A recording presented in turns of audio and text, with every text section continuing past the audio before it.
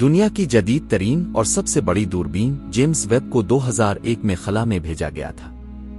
اس کا مشن خلا کے حل نہ ہونے والے رازوں کو تلاش کرنا تھا، لیکن اسے بھیجنے والے سائنسدان بھی نہیں جانتے تھے کہ اس خلائی دوربین کا اصل مقصد ان رازوں کو تلاش کرنا ہے جن سے آگے کائنات کی ہر چیز بے معنی معلوم ہوتی ہے۔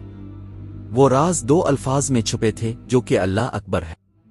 جیمز ویب ٹیلیسکوپ ان 2 لفظوں کی حقیقت جاننے کے لیے خلا کے اس مقام پر پہنچی جہاں سے اس نے کائنات کے ابتدائی دنوں کی تصاویر بھیجے۔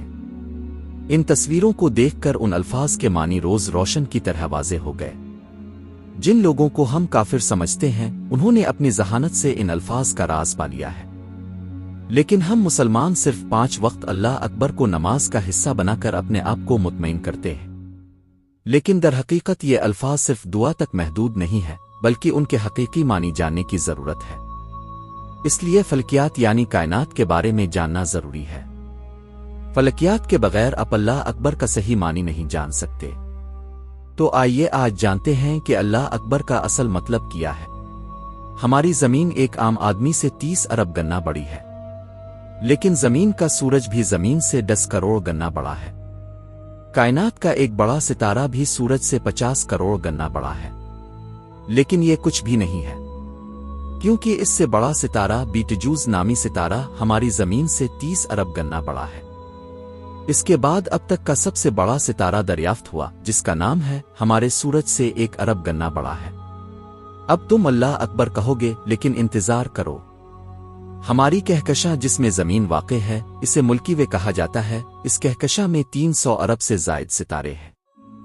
تصور کریں کہ یہ کہکشاں کتنی بڑی ہے کہ اگر ہم کسی تیز چیز پر چڑھ جائیں اور یہ 3 لاکھ کلومیٹر فی سیکنڈ کا فاصلہ طے کرے تو اس کہکشاں سے نکلنے کے لیے 1 لاکھ سال لگیں گے۔ لیکن بات یہیں ختم نہیں ہوتی، کیونکہ ہماری کہکشاں کے باہر اینڈرومیڈا کہکشاں ہے جو اس کہکشاں سے دگنا بڑی ہے۔ اس کے بعد M81 نامی کہکشاں بھی ہماری کہکشاں سے 60 گنا بڑی ہے۔ اس کے بعد IC 101 نامی کہکشاں ہماری زمین سے 600 گنا بڑی ہے۔ یہاں انسان کا حساب ٹوٹنے لگتا ہے اور اللہ اکبر کا صحیح مفہوم واضح ہونے لگتا ہے، لیکن ہم ابھی تک مکمل طور پر نہیں جان سکے۔ تو ہم اس لفظ کے حقیقی معنی کو کیسے سمجھ سکتے ہیں؟ جب ہم نماز میں بار بار اللہ اکبر کہتے ہیں تو کیا ہم اس کا صحیح مطلب سمجھتے ہیں؟ کیونکہ اب تک ہم ان الفاظ کا 1% سمجھ چکے ہیں جو کہ ہماری کہکشاں اور اس کی ہمسایہ کہکشاؤں تک محدود ہے۔ لیکن کیا اب جانتے ہیں کہ ہماری کہکشاں جس علاقے میں واقع ہے اسے ورگو کلسٹر کہا جاتا ہے، جس کے ایک جھرمٹ میں 2000 کہکشائیں ہیں۔ اب اس طرح کے مختلف جھرمٹ میں لاکھوں کہکشائیں ہیں، اور یہ کلسٹر مل کر ایک سپر کلسٹر بناتے ہیں، جبکہ ایک سپر کلسٹر میں تقریباً 100 کلسٹر ہوتے ہیں، اور ان سپر کلسٹرز جیسے تقریباً 100 ملین سپر کلسٹرز دریافت ہو چکے ہیں۔ اور اس سب سے زیادہ حیران کن بات یہ ہے کہ سائنسدانوں کے مطابق یہ اس کائنات کا صرف 5% ہے۔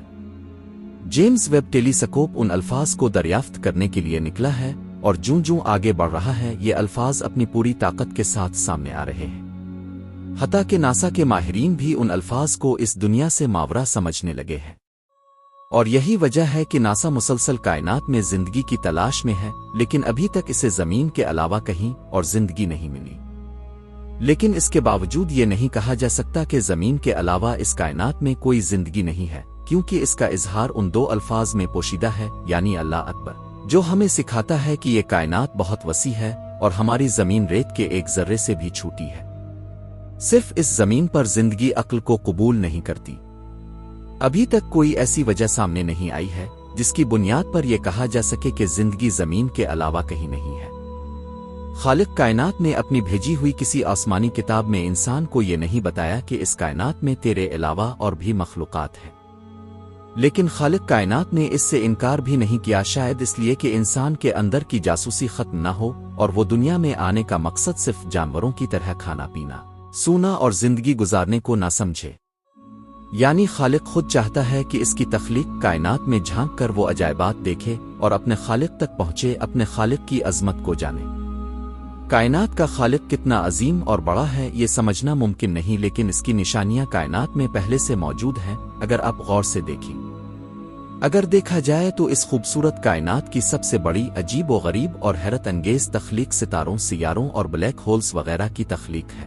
جیسے جیسے انسان اس تخلیق اور کائنات کو سمجھنے کے لیے آگے بڑھ رہا ہے، انسان پر یہ بات واضح ہوتی جا رہی ہے کہ اس نے جو کچھ دیکھا، سمجھا اور پرکھا وہ کائنات کا ایک چھوٹا سا حصہ بھی نہیں تھا۔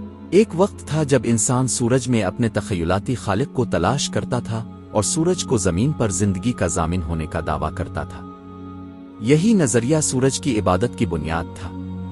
لیکن آج پوری انسانیت جانتی ہے کہ سورج بھی ایک نظام کی پیروی کر رہا ہے، سورج بھی ہماری کہکشاں کے مرکز میں ہے، وہ ایک حکم کی پیروی کر رہا ہے اور کسی موجودہ چیز، کسی نظام کو نہیں چلا سکتا۔ اسی طرح ستاروں اور سیاروں کی عظیم دنیا میں انسانوں نے اپنے تحقیقاتی قدم اٹھائے ہیں اور اپنی لامحدود درمیانی اور ناقابل فہم ساخت کی وجہ سے انہیں خدا کی نشانی کے طور پر جانا ہے۔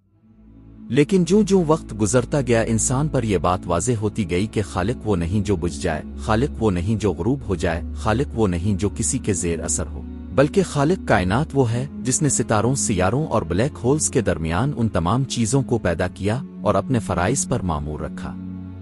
ان سب چیزوں کے باوجود اربوں نوری سالوں پر پھیلی کائنات کی ایک چھوٹی سی کہکشاں، ایک چھوٹا سا نظامی شمسی، ایک چھوٹا سا سیارہ، ایک چھوٹا سا ملک، ایک چھوٹا سا صوبہ، ایک چھوٹا سا ضلع، ایک چھوٹا سا گاؤں اور شہر کے ایک چھوٹے سے گھر میں بیٹھا یہ شخص یہ سمجھتا ہے کہ اس خوبصورت کائنات کا کوئی مالک نہیں، بلکہ یہ خود ہی بن گئی ہے۔